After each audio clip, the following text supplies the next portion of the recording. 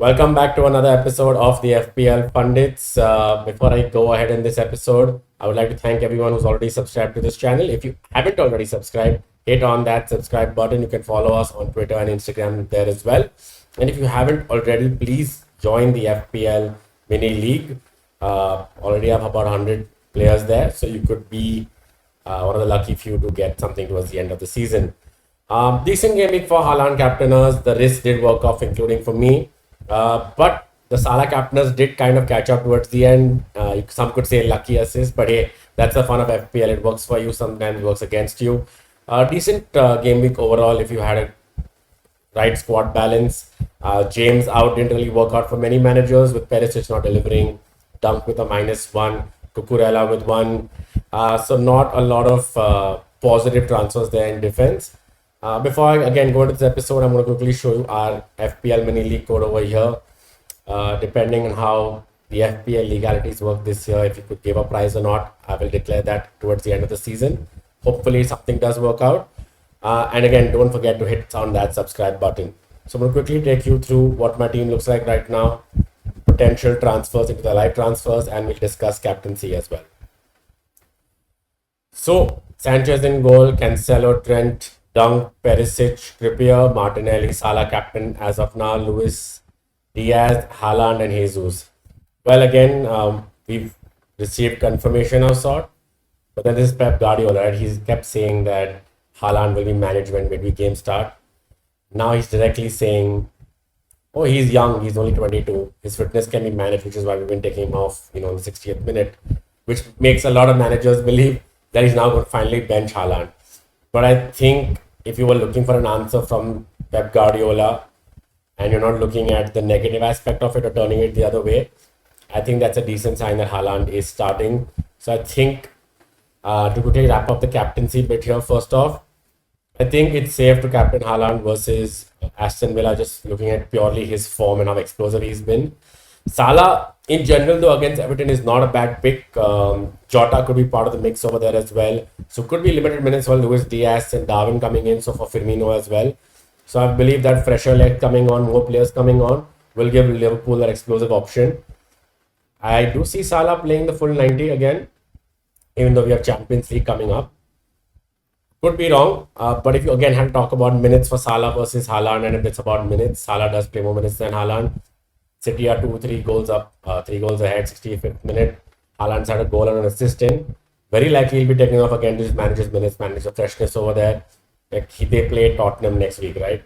So I'm sure Pep has an eye on that as well, apart from the midweek fixture. So Tottenham, Wolves, United after that, but getting ahead of ourselves, looking at just Tottenham next week. But it's safe to say Haaland is a good pick there, and then Salah second. What about a differential this week? It's really hard for me to pick a differential right now. We could assume that KDB, since he was rested and came on towards the latter half of that game, would be a good differential captain against Villa. So yeah, you could keep the captaincy armband on him. Apart from that, I think it's relatively simple this week. In looking at now in terms of my team and moving on from captaincy, right? What are the possible transfer moves you would consider if your team looks something like this? Obviously, I'm a little worried about Perisic's minutes. Conte kind of alluded to the fact that he could rotate the squad to keep it a little fresh. And Perisic is always a doubt this week against Fulham.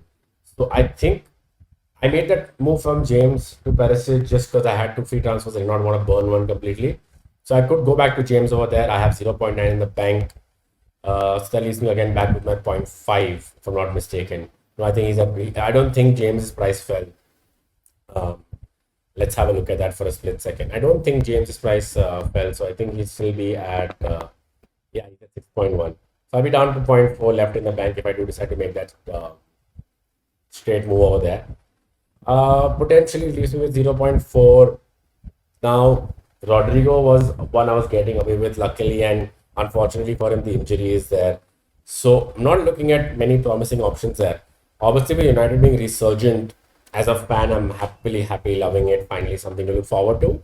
As an FPL manager, the double Martinelli Jesus has got me a little bit worried, especially going up against managers who have Mitrovic in your team, right? I'm not saying take Jesus up this week. Possibly hold on till the wild card, potentially around the international break. which is game week 9, 1st of October, because they do play Everton and Brentford after that, so they're not really the toughest of fixtures. Plus, with Europa coming in, you'll see how the squad is rotated, so that gives you a little bit of extra time to weigh in those moves. So one of the moves, like I said again, if you're worried for Perisic, you took out James, you don't have him. I think getting James back in would be a decent idea. It's West Ham, Fulham, Liverpool, a tough one, but then it's Palace, Wolves, Villa after that, right? So again, a good run of fixtures for me. Looking ahead, so it's like I said, it's Fulham in game week 7, Liverpool in game week 8, Palace in game week 9, Wolves in game week 10, Villa in 11, Brentford in 12. So you could definitely look to get him back in over there. Again, keeping Trippier in my team is going to be a sure shot move of sort. He's written out the tough fixtures, which was City and Liverpool. And they don't have the worst fixtures yet. Newcastle have some promise left for me. Palace, West Ham, Bournemouth, Fulham, Brentford there, right? It's a little bit after game week 10 that you consider maybe moving them around. So I think James in is definitely worth a shout. Cucurella, a bit of a worry with Chilwell potentially, if not this game week, the week after definitely going to start featuring in there. You have Fofana who's now coming in. Great points by the way, 4.4. So let's talk about Chelsea in here, right? This is about a Chelsea discussion. So Cucurella at that price point looks very, very tempting. But Chilwell's a worry. You have Koulibaly who's back. You have Fofana at 4.4, great price point. James could be moving back to right wing back. Aspilicueta could play there. So all in all, they have a good lineup. Thiago Silva. So the Chelsea defense is looking more solid. We'll get to it there. So I think keeping them in the loop or not taking out James, whoever didn't take him out, is a great one. But the ones who are worried because they only had one free transfer and can't get him in this week, take your licks maybe, but work on getting him back probably towards the next game week. So that's potentially one of my moves this week. And I could I could carry forward and roll the next transfer, take into game week 7. Only because I'm not yet convinced let's say I go back there. 0.4 again, I move Jensen onto 5.5, which would be Aronson.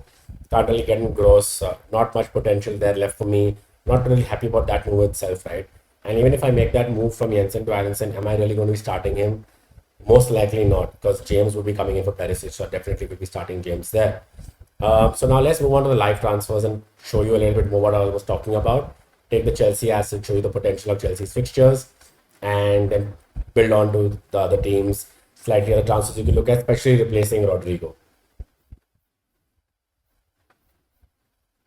Oops, sorry about that. So, like I said, let's assume you get James in over here. 6.1, I'm left with 0.4 in the bank, right? Not really too happy, like I said. It's not going to add much to me. Now, unless, of course, I get a little bit adventurous. I feel maybe I'm done with my Arsenal. Although Martinelli is looking good, take that risk. Even there's Everton and Brentford, though, right? Yes, Tottenham, Liverpool are tough. It's just that Everton and Brentford aren't the toughest fixtures you could imagine. You could, obviously, it's a big risk. You could potentially look at here, maybe getting in Trossard. Again, we all know about Brighton's fixtures. He's not obviously been the most explosive, but he looks good in form. With Leicester, Bournemouth, Palace, the next 3, Liverpool, Tottenham, tough ones there, Brentford, Nottingham. So, bit of mixed bag of fixtures coming in around 13, 14, but I still think you could consider keeping him there. You could also look at your Leeds asset. Like I said, you could look at Harrison at 6.1, your Aronson at 5.5. Leeds play Brentford, Nottingham Forest, United, the tough one there.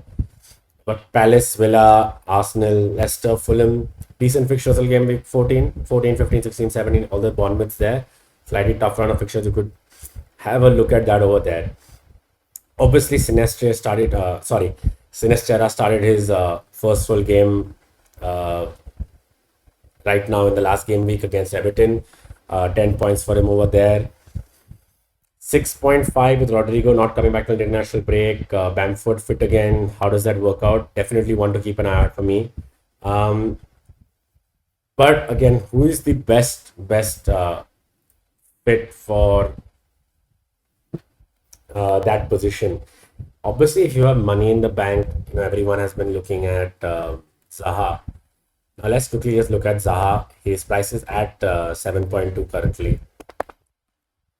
Mixed bag of fixtures again. So Newcastle, obviously, Manchester United, Brighton, Chelsea, Leeds, Leicester, Wolves.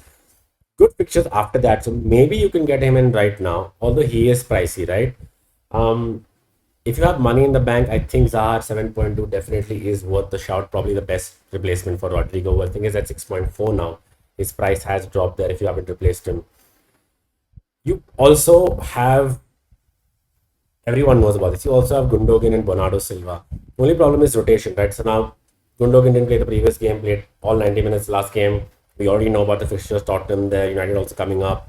Villa, Wolves, Southampton, Liverpool. Not the best fixture run, but City just looks so explosive. Sorry, with Haaland up front. So definitely good options in Gundogan, Bernardo Silva. But I believe you could consider the other options like Trossard, Aronson, Sinistera, and Zaha being the number one there. Definitely worth the shout out over there. Someone asked me, what about the Manchester United assets? Again, as a United fan, which I'm not ever hidden, I'm not 100% sure. Look, Rashford has been looking better and better with every game that goes by. He is at 6.3, so definitely fits in the bracket over there. Could be worth a shout. He's not really a differential anymore. He's owned by 7% of the managers. Fixtures are Arsenal, Palace, Leeds. Good three fixtures, I would say. City being a tough one there. Everton, Newcastle, Tottenham, Chelsea, tough one. So not the worst fixtures, not the best fixtures, but if you're looking to hold on to your defense, you don't have money left, and Rodrigo down to you want to go down to save money in the bank. Rashford, Gross are those two players over there. I think, but between Gross and Trossard, I don't know, it's interesting. I think maybe I would lean towards Trossard, although Gross has been looking more attacking. I don't know why. Maybe there's a bias in my head somewhere. The eye test over the last few seasons, possibly that. But yeah, I think those are the players I would probably look at over there. Unfortunately, Alan Saint Maximin is not 100% fit yet, or else definitely a shout out looking at Newcastle's fixtures, right? Look at that fixture until game week 10. Really good fixtures.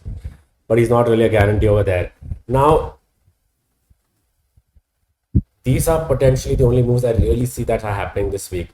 Outside of this, which are the must-have players, everyone is looking to get in Mitrovic. Now, let's move on to Mitrovic.